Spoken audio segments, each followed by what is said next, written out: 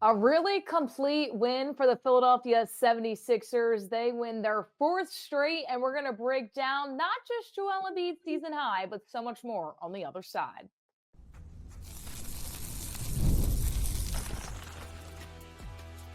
You are Locked On 76ers, your daily Philadelphia 76ers podcast, part of the Locked On Podcast Network, your team every day.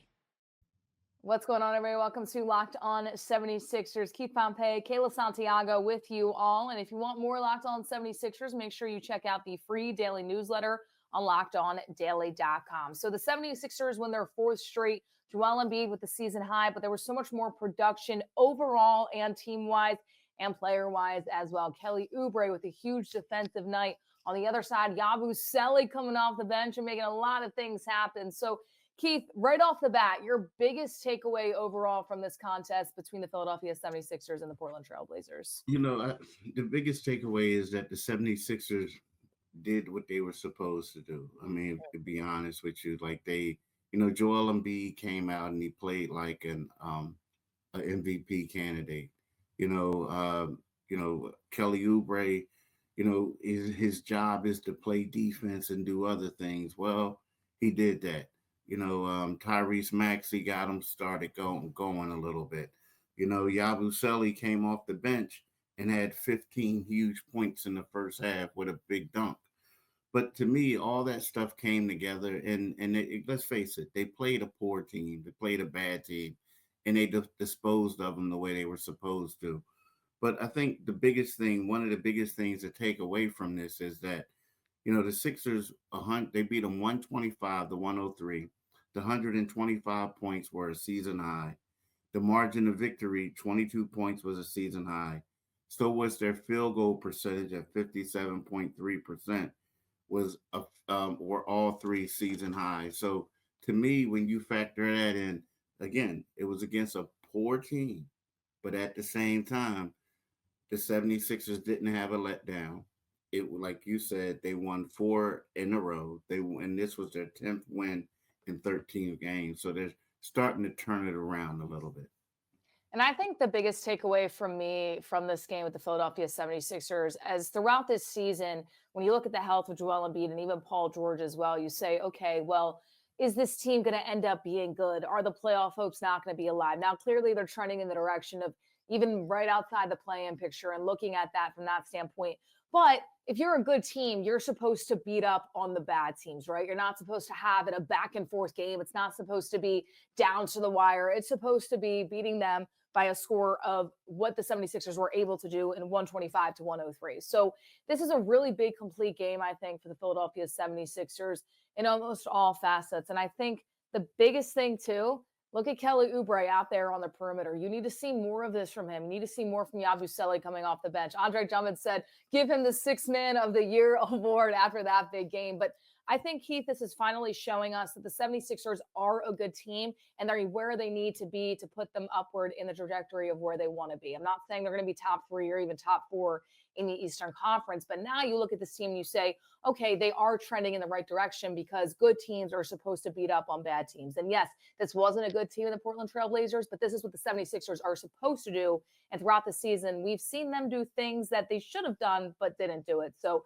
they are on the upwards of where they need to go. And that's a good thing for this team with everything that happened earlier on this season.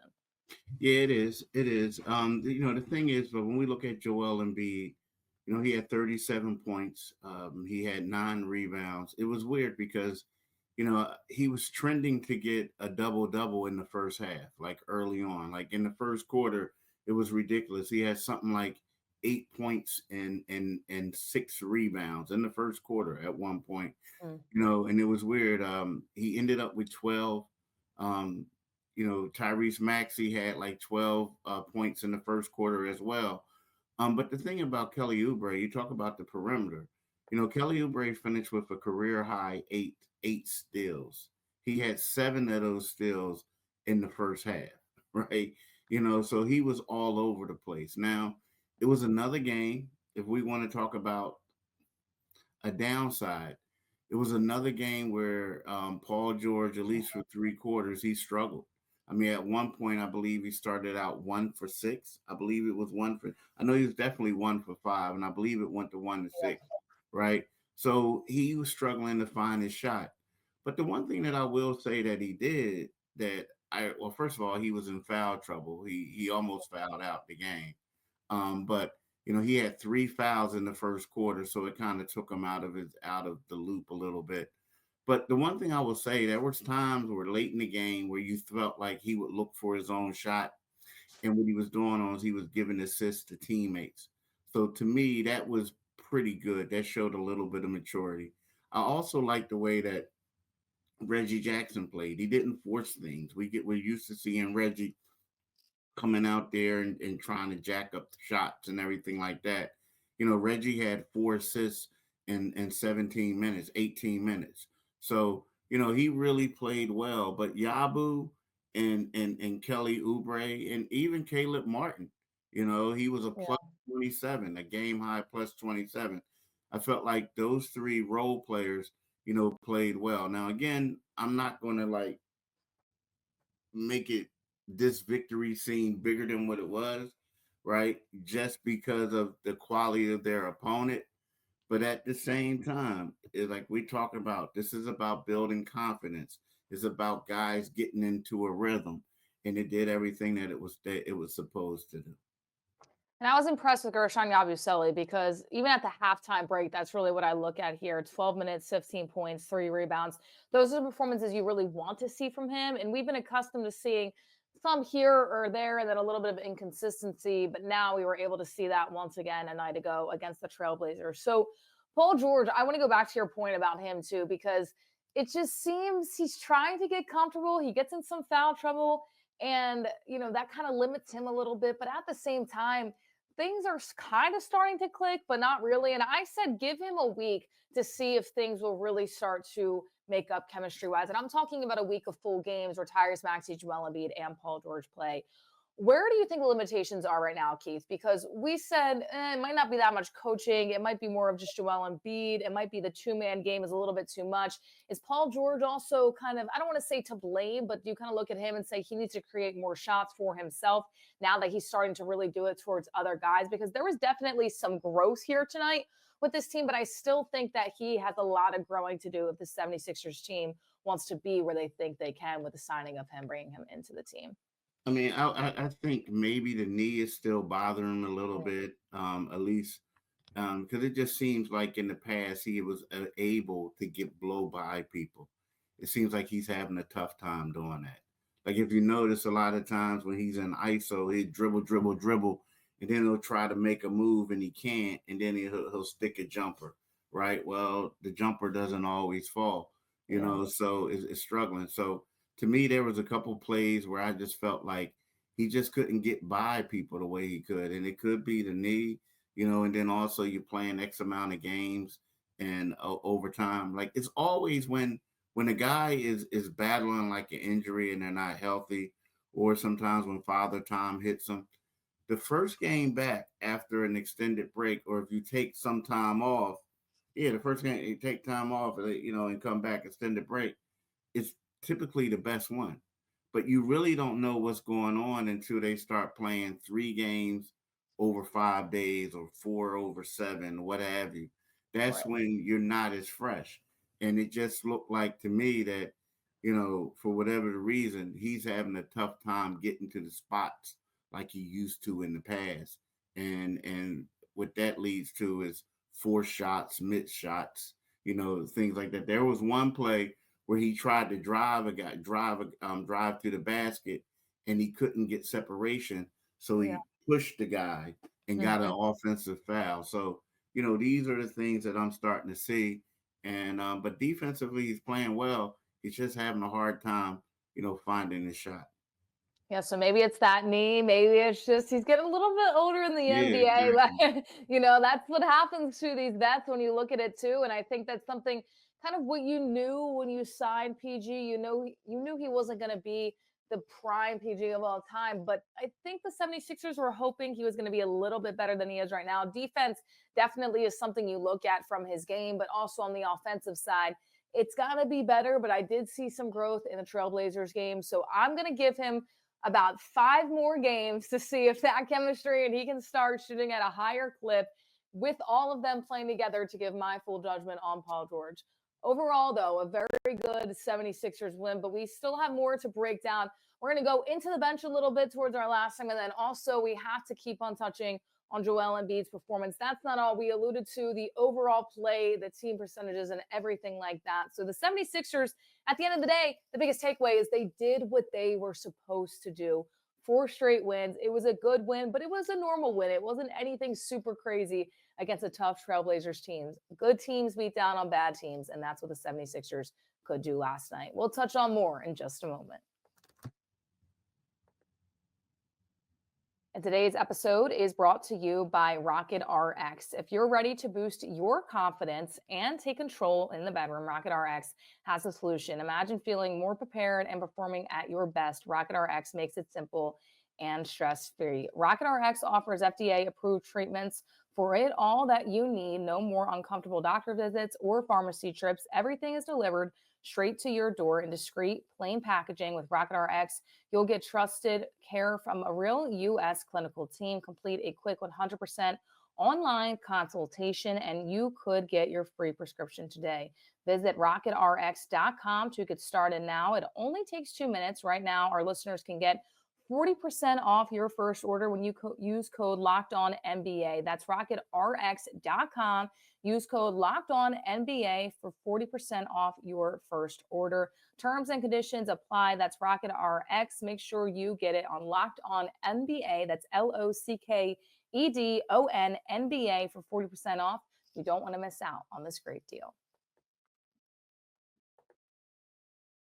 All right, so Joel Embiid playing at the MVP, the elite scorer level that everybody knows that he can play at. So 37 points, a season high, added 9 rebounds, 3 assists to this game as well. And my biggest takeaway from this, Keith, is I need to see Joel Embiid do this consistently and against good teams as well, right? So I look at it against the Trailblazers and I say, that's great. That's what he should do. He's a former MVP. He's the reason this team is being talked about in conversations of possibly making far runs year after year. I need to see this a little bit more against really good teams and more consistently.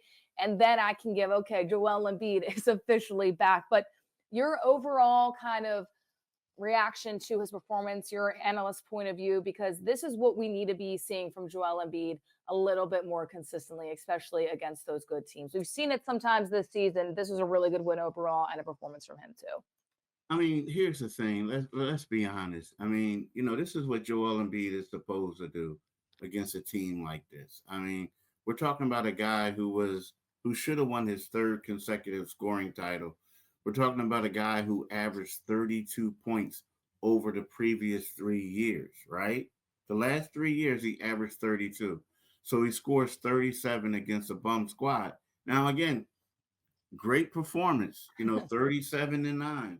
Great performance.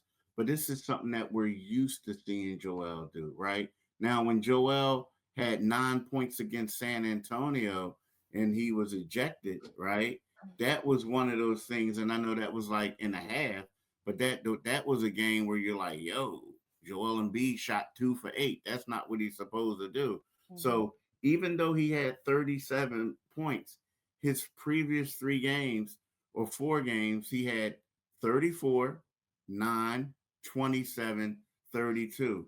I think the big thing with Joel Embiid is right now is the main question is how many games is he going to play in the next 3, right? Right. We know that they're about to travel. They're going to have this back-to-back against Sacramento and Golden State, figure out which one is he going to play in, because I don't expect him to play in that one. I'm going to play in both of them. But let's just say if he plays in the second game, is he going to play against the Brooklyn Nets when they get to Saturday? So I think right now the big question mark for Joel Embiid is, like you said, yes, can he do this against the upper echelon teams, right? Can he play against them and dominate against them? And secondly, what is his availability going to be like moving forward? So those are the main things, because when he is out there, I will say that everything goes a whole lot smoother with the Yeah. team, right? But the main question mark is like, is he going to be able to play? Who is he going to play against? You know? And if you had your pick, and if you had to sit Joel Embiid for one of those games, the Kings or the Warriors, which game do you want to see him in and why? Because I want to see Joel Embiid, Paul George, and Tyrese Maxey in the same game. So be it if one of those games it's not Paul George and Joel Embiid. I just think those three need to be out there on the court together consistently, gain that chemistry, figure out what Paul George can do. Where do you want to see Joel Embiid and why in these next two games you look at? I mean, see, it's crazy because I look at Golden State, and I do look at I look at both of these teams, right? Mm-hmm. Um, with that being said, it's like I honestly want to see him against. I want to see him against the Sacramento Kings, Okay. right? Yeah. And here's the reason why, because the Sacramento Kings right now are 14-19. I get it. It's the next game up. I get that.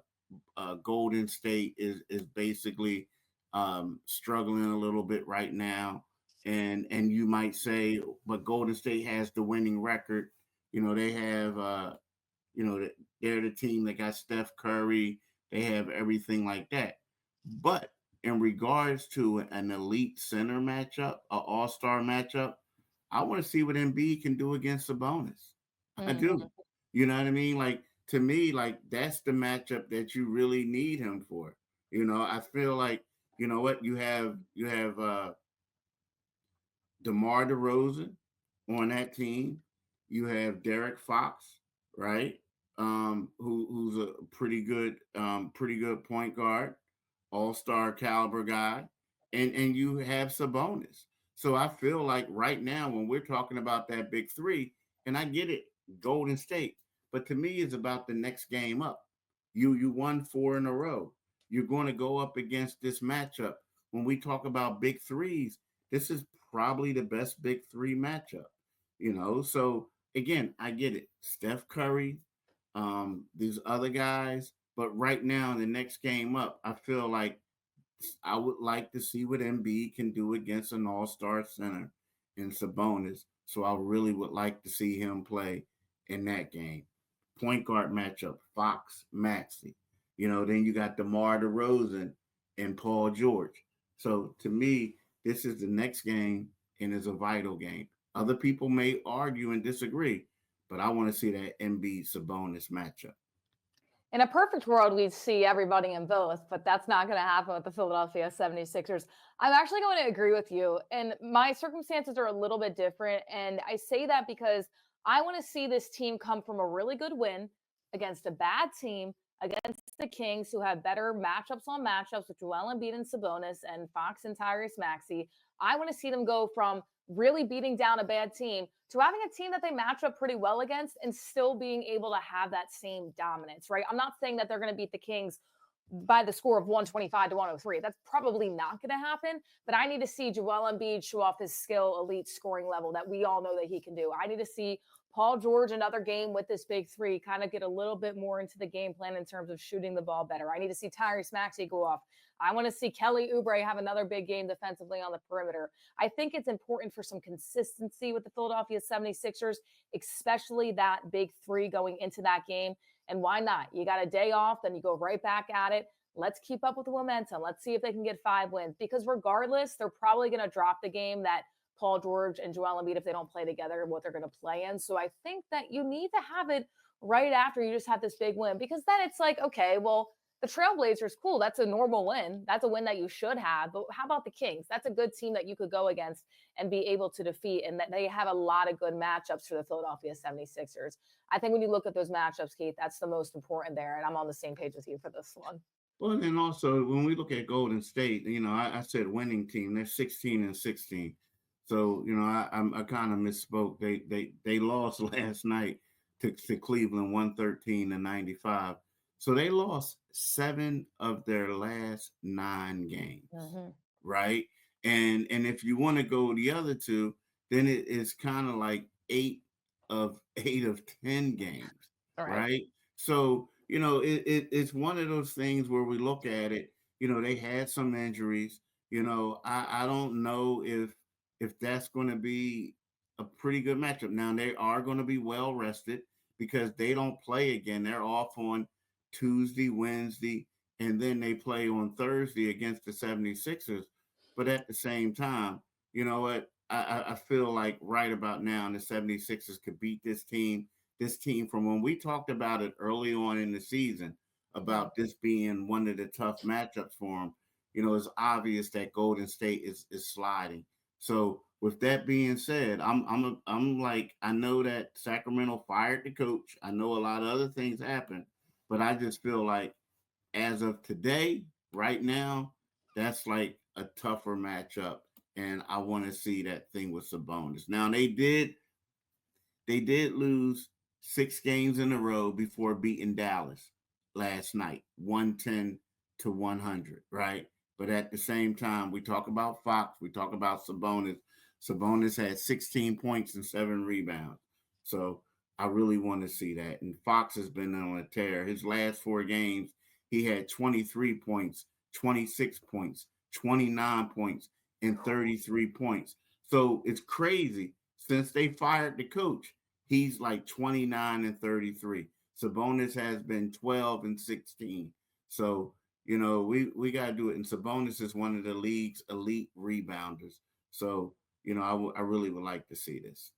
Yeah, there's some trade rumors surrounding De'Aaron Fox too. So what are people talking about there? Why do you want him out of your lineup? Hey, if the 76ers could get him for free, wouldn't be a bad option, but that's not going to happen. Nevertheless, I agree with you there. I think that this could be a good matchup. Now, what are they going to do? We don't know. I think the bigger thing to look at too is that who are the bigs you're going to face come playoff time? Who do you want to prepare Joel Embiid for? It's not going to be any team that doesn't have a center when you look at the teams from the East. There's a lot of competitive bigs in the Eastern Conference right now. You look at Cat, of course, you look at Porzingis, even Jared Allen from the Cleveland Cavaliers. So I think you look at this now and you have to say, okay, Joel Embiid needs to show that he can be tested and play at a high level. We're not saying that he can't because we know he can, but this is what we expect, and it just hasn't been consistent from the big fella throughout the season with the injuries and all. So we will wait and see who Joel Embiid does play against, who Paul George plays against too, because he has also said not to play on back-to-backs. But this game just wasn't all about Joel Embiid. I know 37 points is really exciting for some people, but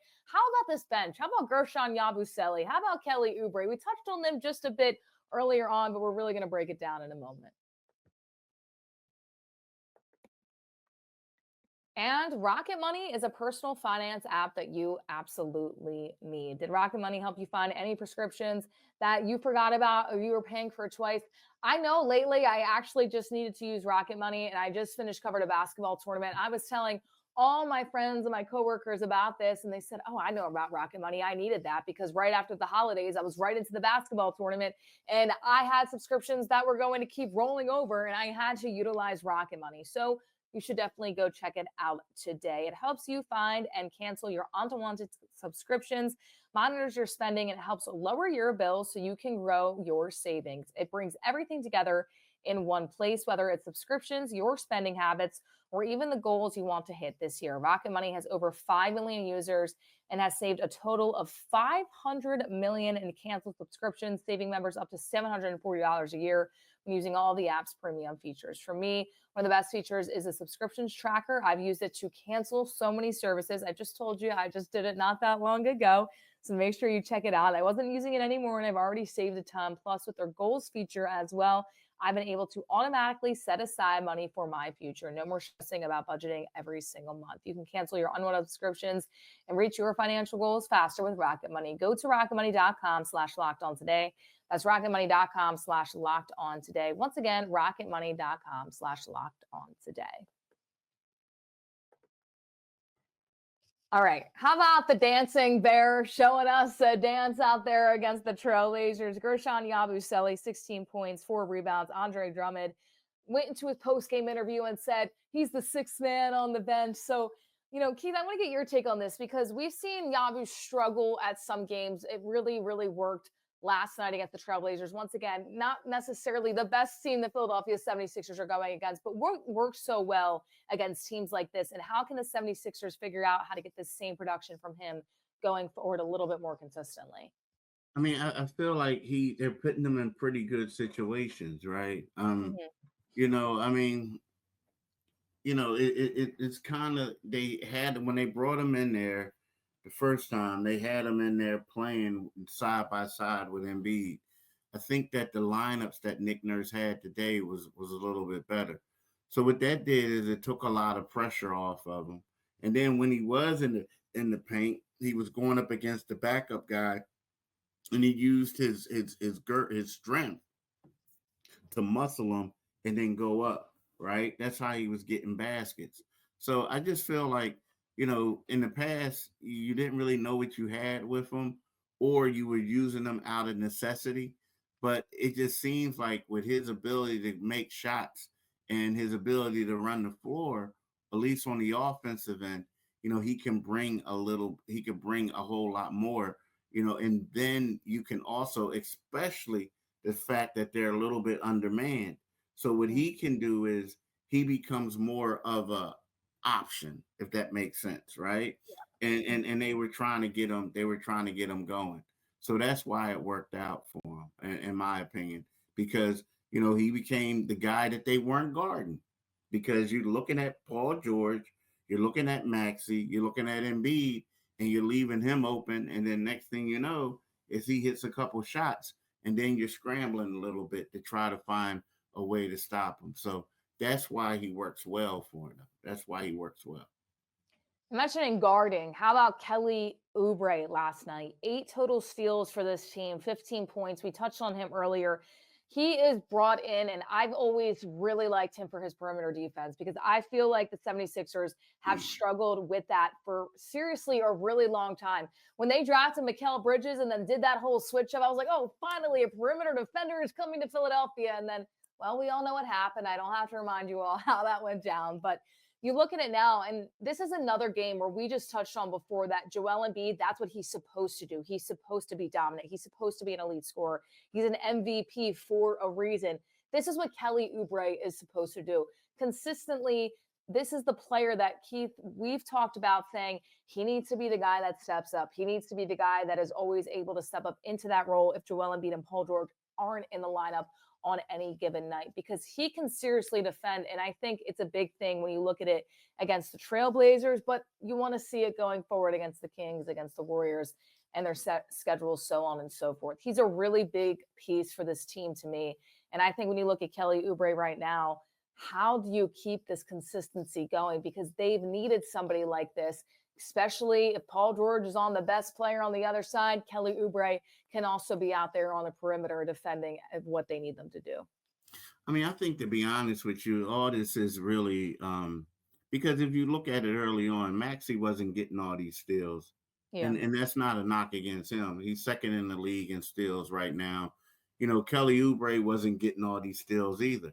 I feel like when you bring Joel Embiid in the mix, right, what that enables you to do is it enables you to make more gambles on the defensive end. And that's what Kelly has to do. I mean, if you ask Kelly, will Kelly love to be more of a featured guy on the offensive end? Yeah. But Probably, right yeah. now, you got to get in where you fit in. Right now, and this is crazy. Like when we talk about deflections per game, Kelly Oubre is tied for second in the league at 3.8 with De'Aaron Fox and Kaysen Wallace, a guy out of OKC, right? And then when we look at overall deflections, Kelly Oubre is fifth overall with 109, right? So, you look at that and you say to yourself, like, right now he's just getting his hands on balls. He's using his length. I mean, Kelly is 6'7", but he has a 7'2" wingspan. So he's able to get in and get out there and get deflections. So I honestly feel like the fact that Joel's there has elevated his game, right? And enabled him to do other things. Because let's face it, before Joel came back, what were we talking about? This team is getting destroyed in the perimeter. They Right. can't make any stops. Now all of a sudden, Kelly stepped up his game. Maxey stepped up his game. PG is playing a lot better too. So I have to say he wasn't a good defender, but they're all Joel's presence elevated all their games on the defensive end. Yeah, when Joel's in the middle and kind of that rim protector, it allows everybody else to kind of have free range on the perimeter and really being able to defend that spot. So Kelly Oubre, a big time game as well. As we alluded to, it wasn't just Joel Embiid. Yeah, he had 37 points, so you may be able to give him his flowers for that, but that's what he's supposed to do, people, okay? I understand people are going to say, oh, well, Joel Embiid played great. Why are you diminishing it? We're not. We're just saying that Joel Embiid's an elite scorer. This is what he's supposed to do. Yabusele, another big game for him, and Kelly Oubre as well. The 76ers, they come out on top 125-103. 4 straight wins. We will see if they can keep it up. It is the Kings up next and then the Warriors to follow. So, hey, we're going to wait and see in the new year. Well, happy New Year's Eve, everybody. Thank you all so much for tuning in to Locked On 76ers. For Keith Pompey, I'm Kayla Santiago saying so long, and we'll see you all next time.